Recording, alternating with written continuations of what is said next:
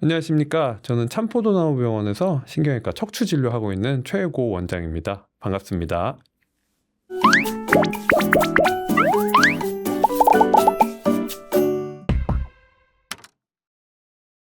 80세 이상 고령 환자의 약 80%가 척추 협착을 겪고 있다고 하는데요. 실제로 이제 내원 환자분들 비중을 봤을 때 고령층에게 이제 허리 건강이 얼마나 중요한지 한번 말씀해 주시면 좋을 것 같아요. 네, 저도 이게 궁금해져서 저희 병원에 일주일 동안 오신 분들을 한번 해봤어요. 그랬더니 70세 이상이 한 40% 가까이 되더라고요. 그래서 정말 70대 이상 분들이 많이 오시는구나 생각을 했고요. 이제 그런 80대 이상 환자분들에서 80% 이상 이제 협착증이 있다고 하지만 증상이 있는 분들은 뭐 그 정도는 아니실 거고요. 이제 고령의 허리 건강이 왜 중요하냐면 일단 이제 허리 통증이 오게 되면 척추가 이제 인체의 기둥이라고 말하지 않습니까? 근데 그러한 기둥이 무너지기 시작하면 통증이 생기면서 삶의 질이 급격히 저하가 됩니다. 그러면서 허리 아파 보신 분들은 아시겠지만 걷기가 굉장히 힘들어져요. 그러면서 활동이 힘들어지고 바깥에 못 나가시고 집에서만 활동하시게 되고 이러면 제일 문제가 결국은 근육이 빠집니다. 근육이 빠지는 근감소증이 생기면서 더더욱이 허리는 더 아파지게 되세요. 그리고 더 활동이 감소하고요. 이제 그러다 보면 점점 악화의 악화, 악순환의 고리로 빠지게 되는 거죠. 그래서 이제 이러한 악순환의 고리를 끊기 위해서 이제 허리 통증을 치료하는 것이 중요하다고 생각하고요. 또 이제 만성 통증이 생기면 되게 우울해지십니다. 점점 우울감이 생기시기 때문에 제때 좋은 치료를 받으시는 게 중요하다고 생각합니다. 어르신들의 이제 허리 척추 문제는 워낙 고질적이기도 하고 허리는 함부로 수술하면 안 된다는 인식이 좀 있으신 것 같은데 고령층의 허리 수술을 하는 게 좋을까요? 아니면 최대한 안 하는 게 좋을까요? 저희도 보통 의사들이 수술하려고 막 하는 의사는 많지 않아요. 최대한 보존적 치료를 해보고 그래도 안 되는 분들이 이제 수술을 하게 되는데 이제 허리 수술 안 좋다라는 말씀을 너무 많이 하시다 보니까 사실 그 때를 놓치는 분들이 있습니다. 저는 그거에 대한 경각심을 드리기 위해 자주 말씀을 드리는 편이고요. 보통 세 가지로 말씀을 드려요. 첫 번째는 이제 통증, 여러 가지 치료를 비수술적 치료를 받으시는데 호전이 전혀 없고 수면도 못 하실 정도라든지 걸으면 너무 아프고 이렇게 호전이 너무 없는 분들. 두 번째는 이제 다리에 마비가 오고 이제 그냥 쥐가 나고 이게 아니라 정말 근력이 저하가 되고 막 발이 이렇게 끌려요. 이런 분들이 있거든요. 그렇게 되신다든지 혹은 대소변 장애까지 문제가 생긴다. 이러면 이때는 얼른 병원에 찾아가셔서 수술을 빨리 생각을 해보셔야 될 것 같고요. 세 번째는 이제 너무 밤에 주무시다가 다리에 쥐가 나고 잠을 이루지 못할 정도로 통증이 심하거나 혹은 이제 저희가 걸어가다가 다리가 너무 저리고 아파서 쉬었다 가야 되는 걸 저희가 신경위성 파행이라고 하는데요. 그런 파행이 처음에 뭐 500m, 1km 가시는 분을 저희가 수술하지는 않아요. 다만 50m도 못 걷겠다. 이런 분들 계시거든요. 이런 분들은 꼭 상담해 보시고 수술도 생각을 해 보셔야 되고 이런 시기를 지나가서 아유 난 그래도 수술 안 해 하고 하다 보면 후유증이 영구적으로 남는 경우가 있기 때문에 주의가 필요합니다. 그렇다면 고령층에 권하는 허리 치료 방법에는 어떤 것들이 좀 있을까요? 네, 아무래도 고령층이시다 보니까 이제 막 너무 큰 수술은 저희도 지향하고 있고요. 대부분 이제 단계별로 간다고 치면 약물 치료도 약도 좋은 게 많이 있고요. 그다음에 여러 가지 신경 차단술, 주사 치료도 있고 풍선 확장술이나 신경 성형술 같은 시술적 처치 위주로도 많이 하고 이런 치료에도 반응이 없으신 분들이 이제 수술로 가는데 수술도 이제 너무 광범위한 절개와 뭐 나사못을 삽입하는 이런 수술은 아주 피할 수 없는 분 아니면 잘 하지는 않고요. 이제 척추 내시경 수술이라든지 최소 침습 수술을 통해서 이제 수술을 하고 있습니다. 그 이유는 당연히 이제 조금 절개를 하고 내시경 등을 이용하면 근육 손상도 적고 이제 뼈도 덜 깎아내고 이제 그런 식으로 통해서 회복이 빠르고 또 이제 전신 마취나 이런 걸 피할 수 있고 이제 부분 마취나 부위 마취 등으로 할 수 있기 때문에 많은 장점이 있을 수가 있겠습니다. 허리 수술이 가능한 어떤 가장 마지막 연령대 이 나이 이상으로는 허리 수술 하지 말라 이런 게 있을까요, 혹시? 아니면 뭐 꼭 그 나이 자체가 중요하시지는 않고요. 이제 또 연세도 어느 정도 요인이긴 하지만 대개는 이제 전신 컨디션이 중요하고 이제 전신 마취 수술은 아무래도 85세, 90세 넘으시면 이제 환자분이나 보호자분들도 별로 원하시지 않는 경우도 있지만 꼭 필요할 때만 하고요. 저희 병원은 이제 전신 마취를 거의 하지 않거든요.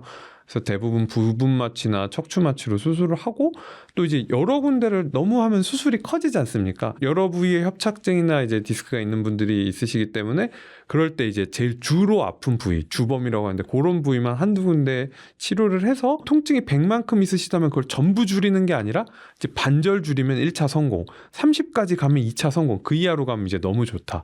이런 방식을 택하고 있습니다. 80대 이상은 물론 90대 환자분들도 충분히 수술적 치료가 가능합니다. 이제 너무 막 지병이 많으시고 이러면 뭐 안 되는 경우도 있겠지만 최근에는 이제 그런 전신 마취를 하지 않아도 내시경적 수술이나 이런 것들이 많이 발전했기 때문에 늘 보존적 치료를 우선하지만 너무 편찮으시거나 하면 그런 연령대 분들도 저희가 수술을 시행하고 있습니다. 척추 수술을 하고 나서의 회복 과정도 많은 분들이 궁금해 하실 텐데 수술하고 나서 절대 하면 안 되는 행동 이런 게 있을까요? 네, 이제 보통은 이제 일상생활 한 달 정도 지나면 뭐 보통 생활에 크게 지장은 없는데 이제 제일 궁금하신 게 결국 하면 안 되는 행동들이잖아요. 제일 말씀드리는 건 이제 세면대나 이제 샤워기로 허리 굽혀서 세수나 머리만 감으시는 분들 이게 거의 제일 나쁘다고 볼 수 있을 것 같고요. 그다음에 바닥에 물건 주울 때도 이제 무릎을 구부리는 게 아니라 허리를 구부려서 이제 바닥에 있는 걸 주우시면 또 그것도 이제 수술 받고 나서 회복에 저하가 되고 심지어 재발되는 경우도 있고 이런 기구 같은 걸 삽입한 분들은 기구가 빠지는 경우도 생깁니다. 그래서 늘 주의를 하셔야 되고요. 두 번째는 이제 바닥에 앉아서 생활하시는 분들. 전 수술하신 분들한테 늘 침대 생활을 하셨으면 좋겠다. 그게 안 된다면 토퍼나 이런 매트리스를 쓰시더라도 조금 높은 걸로 이제 쓰시고 이제 침대에서 생활하시는 걸 추천드리는데 이건 왜 그러냐면 아무래도 바닥에서 주무시면 딱딱하기도 하고 그다음에 일어나거나 할 때 그리고 바닥 생활을 하시면 일어날 때 허리에 부담이 더 커지게 돼요. 그래서 바닥에 양반다리하고 오래 앉아 계시거나 이제 바닥에서 주무시는 것을 지양해야 된다 말씀드리고요. 세 번째는 이제 무거운 물건 들기입니다. 허리 수술 같은 경우 하고 나면 꼭 무거운 물건 이제 들 때 허리를 쫙 편 채로 역도 선수분들처럼 들면 도움이 될 텐데 보통 그렇게 잘 안 하시잖아요. 그냥 무거운 물건 이렇게 들고 에이 이제 괜찮겠지 하다가 재발되시는 분들 꽤 많습니다. 이 세 가지는 꼭 주의를 하셔야겠습니다. 그럼 이 세 가지를 수술하고 나서 어느 기간 동안 좀 피해야 될까요?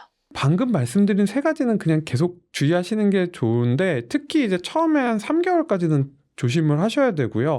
3개월 정도 지나면 조금 나아집니다. 첫 한 달까지는 보통 이제 가벼운 걷기 운동, 가벼운 일상생활, 가벼운 스트레칭만 하시면 좋고요. 한 달 지나면 3개월쯤부터 이제 천천히 조금씩 시작합니다. 걷기를 좀 늘리고 가벼운 코어 운동, 그렇다고 막 갑자기 옆기를 막 100kg 들고 이러시면 안 되겠죠. 이런 것들을 시작하고 이제 브릿지 운동, 누워서 이제 허리를 하는 브릿지 운동이라든지 혹은 벽 잡고 이제 다리 들어올리기 스텝업 같은 걸 하시고 그다음에 이제 6개월 정도 돼서 수술 부위가 안정되고 어느 정도 고정이 됐다고 하면 보통 제가 추천할 때 걷는 게 제일 좋고요. 걸으면서 가볍게 뛰기, 너무 빨리 뛰진 마시고 수영을 하신다면 이제 저병은 제외하고 그게 좀 힘드신 분들은 아쿠아 워킹 이런 것도 괜찮습니다. 그리고 자전거는 바깥보다는 실내에서 타고 이제 허리를 좀 세워서 타는 거. 바깥에서 자전거 타는 건 운동으로서는 괜찮지만 허리 자체에서는 허리를 너무 숙이고 타야 되잖아요. 그래서 추천을 좀 못 드리고 계단 내려가는 것보다는 이제 오르기. 그래서 헬스장에 최근에 많아진 이제 천국의 계단이라든지 혹은 아파트에서 이제 올라가는 정도로 이렇게 하시는 요 4가지 운동을 보통 추천드리고 있습니다. 그리고 수술하시고 나서 습관이 돼서 보조기를 계속 차고 계신 분들이 있으세요. 수술하신 분뿐만 아니라 어머님들 막 이거 안 하면 허리 아파서 못해 하면서 계속 차고 계시는데 그러면 이제 근육이 더 약화될 수 있기 때문에 수술하고 나서 1개월에서 2개월 정도 차고 나면 특별한 심각한 사유가 없다면 보조기 착용을 중단해야 됩니다. 손이 저린 증상이 그 척추 건강과도 연관이 있다고 들었는데 어떤 증상들이 그런가요? 일단 손이 저리시다고 오시면 여러 가지 이제 제가 예시로 들어드리는 게 보통 이제 목 디스크도 당연히 있을 수가 있고요. 그다음에 이제 손목 터널 증후군이라든지 혹은 말초신경 질환, 당뇨 같은 병, 혹은 혈액순환 장애 이런 것들이 있을 수가 있어요. 반드시 손만 저리면은 이제 뭐 그럴 확률은 떨어지지만 목부터 해서 이제 어깨나 날개뼈, 팔에서 손까지 이제 저림 증상이 있고 이런 경우에는 목 디스크를 꼭 의심을 해보셔야겠지만 만약에 이제 손목을 이제 구부리거나 할 때 증상이 온다든지 주변을 쳤을 때 찌릿찌릿한다든지 이런 분들은 이렇게 30초 정도 이런 자세를 취해보세요. 이렇게 했을 때 손저림이 심해진다면 손목 터널 증후군을 늘 의심을 하셔야 되고요. 그 외에 이제 혈액순환이 안 된다든지 혹은 당뇨 같은 게 심해지시면 말초 부위부터 꼭 손에 이제 손발에 이제 장갑이나 양말 착용한 것처럼 그 부위가 저리시는 경우가 있기 때문에 꼭 감별이 필요하겠습니다. 척추 디스크 수술을 하고 나서 재발하게 만드는 5가지 행동이 있다고 참포도나무 유튜브 채널에 나오더라고요. 그 어떤 것들인지 궁금합니다. 저희 이번 유튜브에서 소개해드린 적이 있는데 이제 5가지로 보통 말씀을 드리는데 제일 피해야 되는 게 이제 첫 번째가 세면대에서 머리 감고 이제 세수할 때 허리를 이렇게 구부린 채로 하시는 경우를 제일 피하셔야 될 것 같고요. 두 번째는 이제 딱딱한 바닥에서 자기. 바닥에서 주무시면 허리가 이렇게 떠버려요. 이렇게 어느 정도 받쳐줘야 되는데. 그래서 딱딱한 바닥에서 주무시는 걸 피해야 되고, 이제 꼭 침대가 없으셔서 바닥 생활을 하시더라도 그럼 토퍼나 매트리스를 어느 정도 두꺼운 걸로 이제 너무 부드럽거나 너무 딱딱하지 않은 걸로 챙겨서 주무시면 좋을 것 같고요. 세 번째는 바닥에 앉아서 구부정하게, 의자에서도 마찬가지예요. 이렇게 구부정하게 오래 앉아 계신다든지 아니면 이제 소파에서 텔레비전 볼 때 이렇게 막 오래 보신다든지 하는 이런 구부정한 자세를 피하셔야 됩니다. 네 번째는 서서 바지 입으시는 분들. 이거는 이제 바지 입을 때 그때 허리가 자연스럽게 굽어지기도 하고요. 두 번째, 이러다가 넘어지시는 분들 굉장히 많으세요. 넘어지시면서 골절되는 경우도 있고 허리 이제 갑자기 막 통증이 심해져서 병원에 오시는 분들도 많기 때문에 피하시는 게 좋겠고요. 다섯 번째는 이제 주로 이제 젊은 층에서 주로 헬스 이제 그 운동 많이 하시는 분들이, 제가 이건 실제로 겪은 적이 있는데, 제가 수술해드린 이제 고등학생이었는데 체중을 좀 줄여보자고 얘기를 드렸더니 그럼 헬스장을 등록을 해서 이분이 데드리프트를 막 100kg 하고 재발되셔갖고 수술한 지 3주 만에 찾아오셨어요. 그래서 이제 웬만하면 수술을 다시 안 해보려고 했는데 너무 통증이 심하고 하셔서 수술을 다시 했던 기억이 있어서 스쿼트나 데드리프트 수술한 이후에는 안 하시는 게 좋고요. 만약에 하시더라도 그 운동에서 쓰는 그 벨트를 꼭 차고 너무 높지 않은 무게를 하시라고 늘 말씀드리고 있습니다. 척추 협착증이 있을 때 걷다 보면 좀 다리가 저리거나 통증이 있는 경우가 있으실 텐데, 이때 이 통증이 있을 때 좀 참고 걷는 게 나을까요? 아니면 아예 걷는 것조차 안 하는 게 나을까요?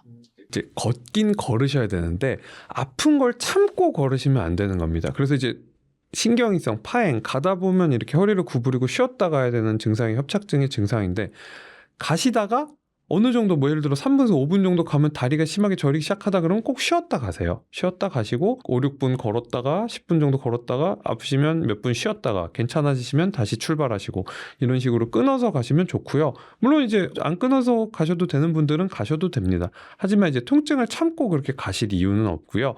그다음에 이제 이런 거리가 예를 들어 5분이 아니라 뭐 1분도 못 가겠다 이런 분들은 얼른 치료를 받으셔야죠. 치료를 받으셔서 저희 병원에 약간 모토 같은 건데 바르게 걷기거든요. 안 아프게 해드려서 바르게 걷는 거라서 여러 가지 치료를 통해서 통증을 줄이고 걸을 수 있는 거리를 늘려서 운동을 하고 그로 인한 근감소증을 예방하는 것이 이제 전체적인 목표가 되겠습니다.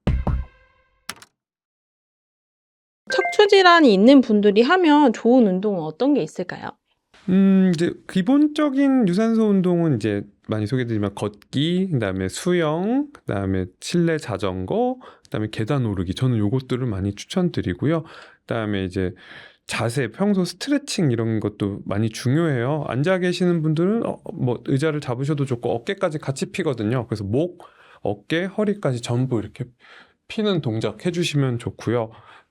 저 같은 경우는 엘리베이터 같은 거 타면 이렇게까지는 다른 분들 계시니까 못하고 그냥 이렇게 하고 목이랑 허리 쭉 펴고 있거든요, 언제나. 그걸 저만의 이제 루틴으로 해서 이제 그렇게 하고 나서 저 자신도 이제 목 뻐근함이 많이 개선된 걸 느낄 수가 있고, 허리도 마찬가지입니다. 그리고 여러 가지 운동 중에서 이제 브릿지 자세나 이제 벽 잡고 이제 종아리 들어 올리는 운동, 그리고 이제 벽 잡고 이제 킥백, 다리를 뒤로 이제 차는 그런 운동들도 도움이 많이 될 수 있겠습니다.